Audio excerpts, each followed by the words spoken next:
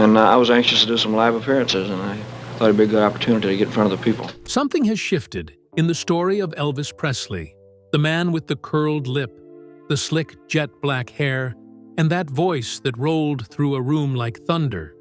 For decades, fans thought they had him figured out. They swayed to "Can't Help Falling in Love." They felt the ache in "Love Me Tender." They lost themselves in the intensity of "Suspicious Minds," and they believed those songs revealed the man behind the legend. But now, something new has come out.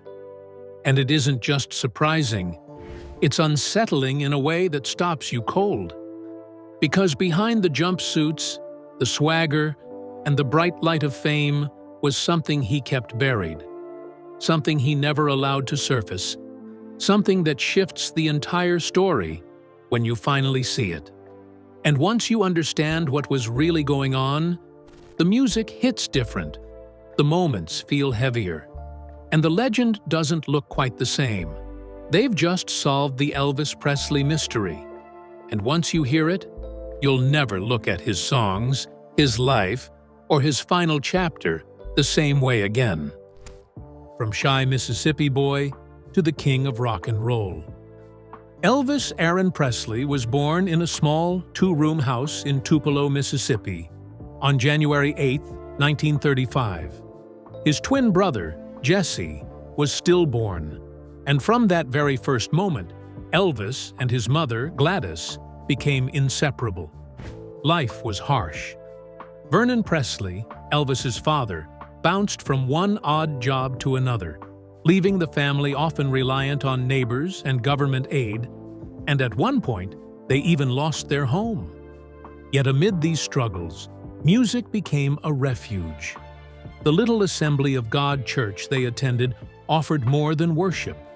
It became his sanctuary, the place where a young boy first felt the electricity of a song, the pull of a melody that could move hearts. By the age of 10, Elvis stepped onto a tiny stage at the Mississippi-Alabama Fair and Dairy Show to sing Old Shep. He placed 5th, barely noticing the applause, too shy to care. But just a few months later, when he received his first guitar, everything began to change. He watched, he mimicked, he listened, slowly learning to make the guitar sing for him even before he had the courage to sing for others. When his family moved to Memphis in 1948, life didn't suddenly get easier. At school, he was bullied for being a mama's boy, laughed at for playing hillbilly music, and told by a teacher that he had no aptitude for singing. Still, Elvis carried a quiet fire inside him. He strummed his guitar in class just to prove them wrong, blending country, gospel, and rhythm and blues influences he absorbed from record stores, jukeboxes, and the vibrant streets of Beale. By his teenage years, music wasn't just something he played, it was something he lived and breathed. High school became the stage for another transformation. Elvis began shaping the image that would become iconic, growing his sideburns, styling his hair, and wearing the flashy clothes he admired on Beale Street. In 1953, he took the Humes High School stage to sing "Till I Waltz Again with You." And, for the first time, the whispers and doubts of the hallways fell away. The shy boy became the one everyone noticed, a presence that lingered long after he left the room. That same year, he walked into Sun's studio and recorded a simple demo. Sam Phillips, the studio owner, sensed something electric in the boy, something that couldn't be taught. By 1954, when Elvis recorded "That's All Right," that spark ignited a revolution. Audiences were drawn not just to his voice, but to the way he moved, hips gyrating in a way no one had ever seen on stage, and to the style that blurred the lines between country, gospel, and rhythm and blues. By 1955, his fan base was exploding. Colonel Tom Parker, his new manager, secured a deal with RCA Records, and the hits followed rapidly. Heartbreak Hotel topped the charts. His first album climbed to number 1. And Hollywood called with Love Me Tender. Then came the moment that would define a generation. September 9th, 1956. The Ed Sullivan Show. 60 million people tuned in as Elvis sang Don't Be Cruel, Hound Dog, and Love Me Tender, shaking his hips, breaking hearts, and shocking America. The controversy was so intense that his next appearance was filmed only from the waist up, but the uproar only fueled the legend. From there, the hits never stopped. Blue Suede Shoes, All Shook Up, Can't Help Falling in Love, Are You Lonesome Tonight? Jailhouse Rock and Suspicious Minds flowed from him with unstoppable momentum. He dominated rock, country, and gospel, earned Grammys for his gospel music, and released what would become the best-selling Christmas album of all time. Elvis was no longer just a boy from Tupelo. He had become the voice, the face, and the heartbeat of a generation. The heartbreaking truth behind Elvis Presley's life. From a distance, Elvis Presley looked like he was living every dream at once. A poor boy from Mississippi who seemingly woke up one day as the biggest star on the planet, with the voice, the swagger, and the magic. Fans loved the image. They loved the story. But behind all that shine was a man whose life was shaped by quiet tragedies long before fame ever found him. In fact, Elvis's story of pain began the day he was born. He came into the world as a twin, something many people never knew. His brother, Jesse Garon Presley, was delivered first, but he never took a breath. Elvis arrived moments later, unexpected and fragile, born into a room filled with both grief and relief. Even though he never met his twin, growing up with that kind of loss leaves a deep, invisible scar. And for Elvis, it created a sense of missing something he could never quite name. As he grew, his mother, Gladys, became his foundation. Their bond was unusually close, almost unbreakable. So when Elvis was drafted into the U.S. Army in the late 1950s, leaving home was already hard. But then came the news that changed everything. Gladys had fallen critically ill. Elvis rushed back to Memphis, arriving just in time to hold her hand in her final moments. She was only 46. Losing her shattered him. That heartbreak followed him into the height of his fame. On stage, he was a powerhouse. Off stage, he was a man unraveling. The pressures of celebrity, the isolation, and the constant need to meet impossible expectations pushed him toward prescription drugs. It started slowly, then became a dependency he struggled to control. Years before his death, he had already been hospitalized for an overdose. Each time he tried to pull himself together, the weight of fame pulled harder. Despite the adoration, Elvis carried a lot of insecurity. He worried he could never live up to the myth people built around him. Most of his relationships faded quickly, not because he didn't love, but because he didn't know how to let anyone close enough to see the real him. Fame boxed him in. He couldn't go out without crowds pushing, screaming, or grabbing. He became a prisoner inside his own legend, turning even further toward drugs to numb the pressure, the loneliness, and the fear that he was losing control of his own life. The tragedy didn't end with him. His daughter, Lisa Marie Presley, grew up carrying her own heavy shadows. The loss of her father at 9 years old changed her forever, and as a teenager, she slipped into drug use of her own. Years later, she struggled again with opioids after a medical prescription pulled her back into addiction. The pain that haunted Elvis didn't disappear.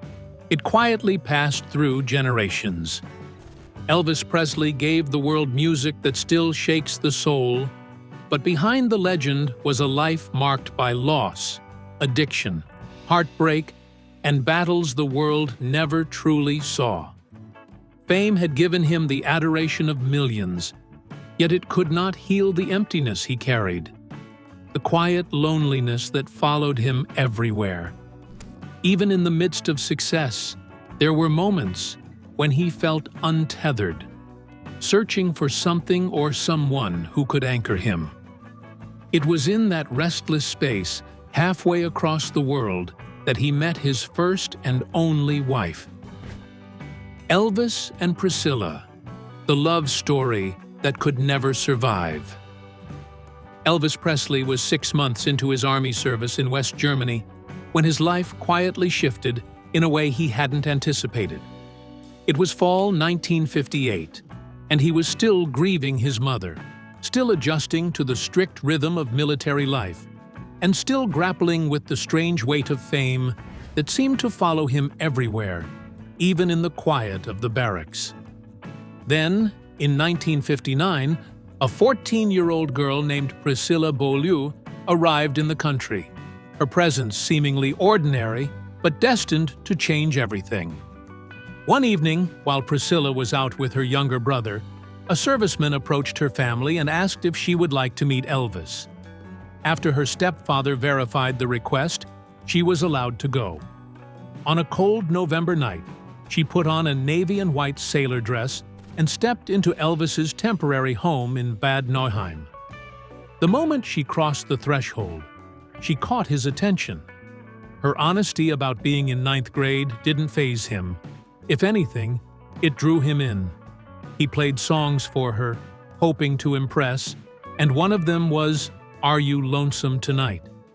When she left that night, she assumed it was a fleeting encounter, but Elvis couldn't stop thinking about her.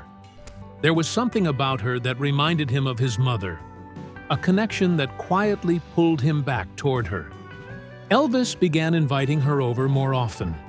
Their meetings were private, kept away from the world, because she was too young to be seen in public with him.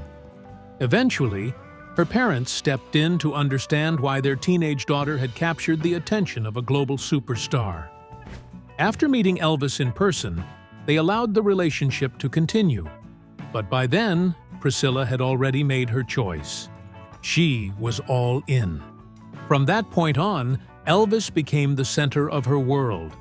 She went to school during the day, tried to keep up with her studies, and spent every free moment with him. He noticed her exhaustion and offered her pills to stay awake, though she refused. Their relationship remained physical but not sexual. Elvis felt her innocence made her special, and he guarded it in his own way. When his army service ended in March 1960, he returned to America, but their connection endured.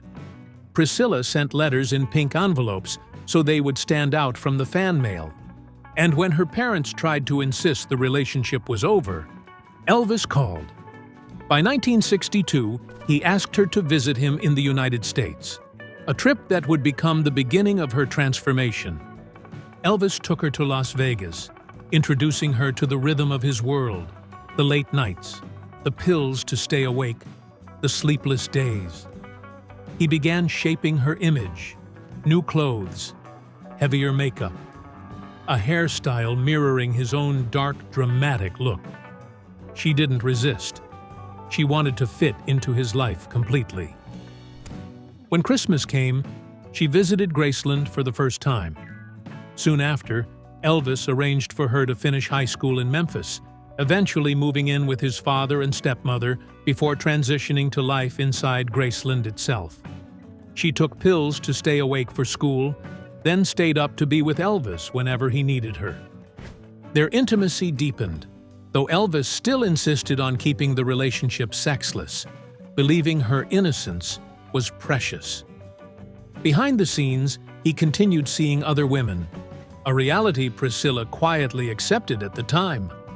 He molded her completely, her hair, her clothes, even her posture, shaping her into the reflection of his ideal. She later described herself as being transformed into a doll, crafted to match his image. And yet, she stayed.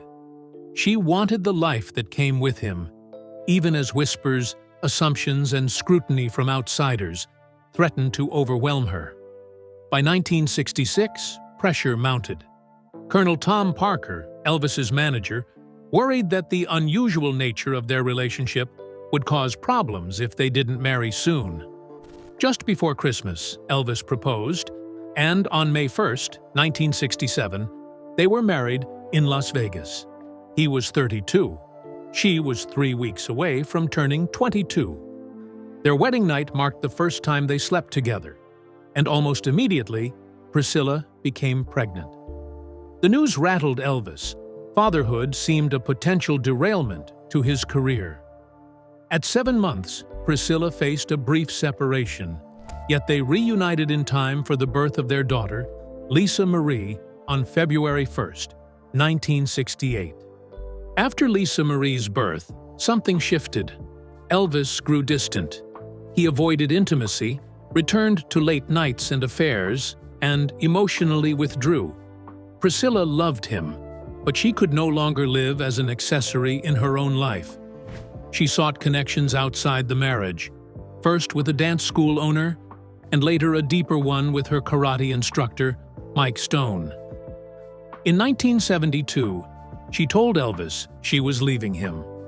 When he discovered her affair, his initial anger even led him to consider hiring a hitman to take out Mike Stone, though he was ultimately dissuaded. Their divorce was finalized on October 9, 1973. And yet, despite the separation, the love between them never fully disappeared. They shared custody of Lisa Marie, stayed close, and remained in each other's lives until Elvis's death. Priscilla later reflected that she didn't leave because she stopped loving him. She left because she needed to find herself outside the shadow of the legend. Inside Elvis Presley's final days, the shocking truth behind his death, and the mystery fans still won't let go. Elvis Presley spent years trying to outrun the darker side of fame. In the beginning, he avoided drugs completely, wanting nothing to do with anything that could ruin him. But that careful balance didn't last. During his army service in West Germany in the late 1950s, he encountered amphetamines, tiny pills promising energy, focus, and strength. To Elvis, they felt harmless, almost medicinal. Something clean, something acceptable. And that belief opened a door he would never fully close. As the years rolled on and the pressure of fame tightened around him like a vice, the pills slowly transformed from tools into lifelines and eventually into a trap. Stimulant after sedative, opioid after opioid, his reliance deepened quietly, almost invisibly at first. Friends, family, and doctors noticed and worried. But Elvis was convinced he was managing his life responsibly. He believed he was guided, not by the streets, but by those he trusted to protect him, his doctors, his inner circle, the people who kept him functioning amid the chaos of constant public attention. Elvis's drug use wasn't just about indulgence. It was about survival. The boy from Tupelo had never truly grown up. By the time he was 21, he was adored, rich, and hunted by fans wherever he went. Fame came early, responsibility never. And when your life exists in a fishbowl, every move scrutinized, every misstep amplified, it's easy to understand why a young man would turn to pills for a semblance of control. They kept him awake, gave him energy, allowed him to perform, and made him feel capable. But the more he leaned on them, the deeper he sank. By the 1960s and early 1970s, Elvis's regimen had evolved into a dizzying carousel of medications. Amphetamines, sedatives, opioids, sometimes injected, all in staggering doses. He had access to a cadre of physicians, dentists, and pharmacists across California, Nevada, and Tennessee, who provided him with the drugs he demanded. Some of his acquaintances recounted how he would scheme, charm, or outright con his way into massive prescriptions. What started as a perceived solution to exhaustion or stress became a dangerous, self-perpetuating cycle that few could break. Dr. George Nick Nikopoulos, his personal doctor, tried every trick in the book. He destroyed drugs found in Elvis's rooms or on tour, prescribed the least harmful options possible, substituted placebos, and begged him to enter treatment. Priscilla and close friends also tried to intervene, but Elvis refused. In his mind, he was managing. He believed he could control the storm around him, never realizing the storm was already inside. Elvis's body and mind began to show the toll. Falls, head injuries, and repeated overdoses caused lingering damage. By the early 1970s, he was already suffering from the effects of years of abuse, residual brain trauma, a body that didn't respond like it once had, and a mind gradually slipping into paranoia. He began carrying guns as if danger lurked behind every door. In 1970, he flew to Washington, D.C., and somehow convinced the White House to let him meet President Richard Nixon. Standing before the president, Elvis demanded a law enforcement badge, insisting it would give him purpose in the fight against drugs and rebellious youth culture. Nixon, baffled, handed it to him, unaware of the private chaos that had taken root in the king's life. By 1972, the cracks in Elvis's personal life were impossible to ignore. His marriage to Priscilla had ended, leaving him isolated and fragile. The pills were no longer just a crutch. They were his escape from the loneliness, exhaustion, and impossible expectations of a life lived at full speed in the public eye. And yet, the world still saw him as the unstoppable king of rock and roll, his legend untarnished, his charisma untouchable. Then came 1973, a year that would mark a turning point. Elvis suffered two major overdoses. The first, on January 23rd, left him comatose after injecting hydromorphone in his Las Vegas Hilton hotel room. His live-in girlfriend found him nearly lifeless in bed, barely breathing. The hotel doctor arrived just in time with oxygen to pull him back. The second overdose, on June 28th, required Dr. Nick to revive him with stimulants. Yet even these near-death events failed to wake him to the danger he was in. The logic of his addiction was complex. On one hand, the drugs offered escape, euphoria, calm, or energy when the pressures of performance and fame became unbearable. On the other, there was an element of self-medication, a way to deal with sensations and feelings he had never learned to manage naturally. Before 21, he had never had a chance to grow up in the ordinary way. Fame came first. A normal life, never. The pills were his substitute for stability, control, and a semblance of normalcy. Physically, Elvis was deteriorating.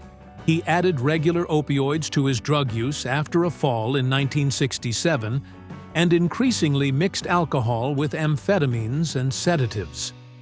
Friends watched him fall asleep mid-meal.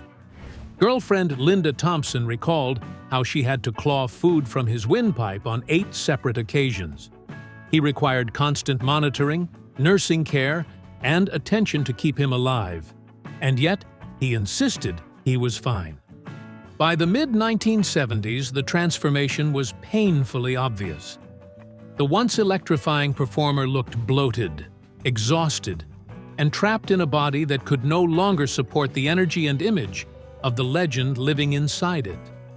Constant pain, glaucoma, high blood pressure, and digestive issues compounded the physical decline, all worsened by the pills he could no longer resist. On stage, fans saw the changes immediately. Slurred lyrics, forgotten verses, unsteady movements. The king was still performing, but he was no longer invincible.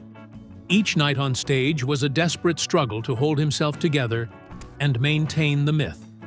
And then, On August 16, 1977, it all came to a sudden, tragic halt. Elvis was at Graceland with his fiancée, Ginger Alden, when she discovered him collapsed in the bathroom, stiff and frozen, as if time itself had caught him. Paramedics rushed to the scene, but it was already too late. At 3:30 p.m., Elvis Aaron Presley, the man whose music had electrified millions, whose presence had once seemed unstoppable, was pronounced dead. The official cause of death was cardiac arrhythmia, but the reality was far more complex. His system was a chemical storm, a lethal cocktail of stimulants, sedatives, painkillers, and opioids that his overworked, overmedicated body could no longer endure. Years of prescription abuse had stressed his heart, damaged his organs, and drained the vitality that had once defined him. Even as the news spread, disbelief dominated. Fans whispered about sightings, conspiracies, and elaborate theories. Some insisted he had faked his own death, hidden from the world, or even joined secret government operations. Rumors and fascination refused to die, fueled by the secrecy and protective instincts of those closest to him. Dr. Nick, his physician, faced scrutiny and trial, accused of enabling the king's demise. Though acquitted in 1981, the accusations and public fascination left an indelible mark on his reputation. And for millions of fans, the truth remained impossible to fully accept. Elvis Presley, the man who had redefined music and culture, was gone, not in a blaze of scandal or violence, but through a slow, quiet collapse, aided by the very medications he had trusted to preserve him. Yet even in death, the story did not end. His legend grew louder, his music remained immortal, and the world continued to question the circumstances of his final days. The king may have left the building in 1977, but his voice, his myth, and the mystery surrounding his life and death have refused to fade. Elvis Presley's later years, love, loss, and the legacy that refused to fade. Elvis Presley's later years were a delicate balance of passion, indulgence, and the relentless weight of fame. In 1964, on the set of Viva Las Vegas, he shared the screen with Anne Margaret. The chemistry between them wasn't just for the cameras. Rumors swirled about a secret romance, despite his relationship with Priscilla at the time. The speculation only heightened the film's appeal and cemented Anne Margaret's star power. Behind the scenes, their bond was intense, a blend of admiration, attraction, and shared laughter that left an indelible mark on both their lives. After his divorce from Priscilla, Elvis's heart turned to Linda Thompson, a rising model and beauty queen.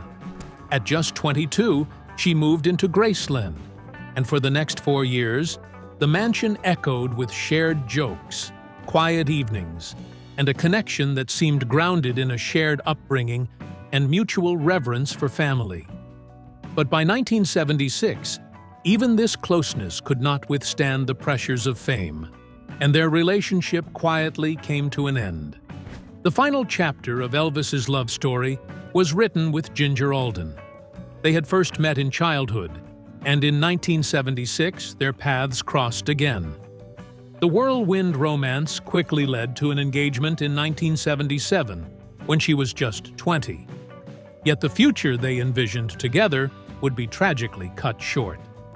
By the mid-1970s, Elvis's health was visibly declining. The man who once electrified stages with his voice and movements had become heavier, slowed by years of indulgence and prescription medications. Meals that had once been simple comfort foods became feasts his body struggled to process. On stage, he moved with a weight that hadn't existed in his prime, every performance bearing the visible mark of his lifestyle. Yet even as his body faltered, the magnetism of the king lingered. On August 16, 1977, The world would witness that vulnerability in the starkest terms. Presley was scheduled to depart Memphis for Portland, Maine, for another tour. That afternoon, Ginger Alden found him unresponsive on the bathroom floor of Graceland. Attempts to revive him failed, and he was pronounced dead at Baptist Memorial Hospital at 3:30 p.m. He was 42. Even after his passing, Elvis's influence only grew. Between 1977 and 1981, 6 posthumous singles reached the top 10 on the country charts. Graceland opened to the public in 1982 and now attracts over 500,000 visitors annually, making it the second most visited home in the United States after the White House. The residence was declared a National Historic Landmark in 2006. Presley's musical achievements have been recognized in 7 music halls of fame: the Rock and Roll Hall of Fame, Country Music Hall of Fame, Gospel Music Hall of Fame, Rockabilly Hall of Fame, Memphis Music Hall of Fame, National Rhythm and Blues Hall of Fame, and the Mississippi Musicians Hall of Fame. He was also a founding member of the now-defunct UK Music Hall of Fame. His awards include the W.C. Handy Award from the Blues Foundation, the Academy of Country Music's first Golden Hat Award, and the American Music Awards Award of Merit. The posthumous life of his music has been remarkable. In 2002, a Junkie XL remix of A Little Less Conversation topped the charts during the FIFA World Cup. Subsequent re-releases and remixes, including Rubberneckin' and That's All Right, returned him to international prominence. In 2005, a campaign reissued all 18 of his previous UK chart-topping singles, most of which reached the top 5. Forbes repeatedly recognized him as a top-earning deceased celebrity, with earnings boosted by projects like Viva Elvis in Las Vegas and the opening of the Elvis Presley Entertainment Complex in Memphis. Elvis's legacy continues to evolve. In 2018, RCA/Legacy released Elvis Presley, Where No One Stands Alone, featuring newly recorded instrumentation and a duet with Lisa Marie Presley. In 2022, Baz Luhrmann's biopic Elvis brought his life to the big screen, with Austin Butler portraying Presley and Tom Hanks as Colonel Parker. The film grossed over $261 million worldwide and earned Butler a Golden Globe win and an Academy Award nomination. During production, Luhrmann discovered long-lost footage of Elvis's Las Vegas residencies and outtakes from Elvis. That's the Way It Is, and Elvis on Tour, later forming the documentary Epic Elvis Presley in Concert, which premiered at the Toronto International Film Festival on September 6, 2025. Even decades after his death, Elvis Presley's story remains alive in music, film, and cultural memory. The king may have left the building, but his legend, his voice, and the romance, passion, and mystery that surrounded him continue to captivate the world. Which Elvis Presley song is still your favorite till this very day? Let us know in the comments below. Don't forget to like, share, and subscribe. Also, click the next video shown on your screen.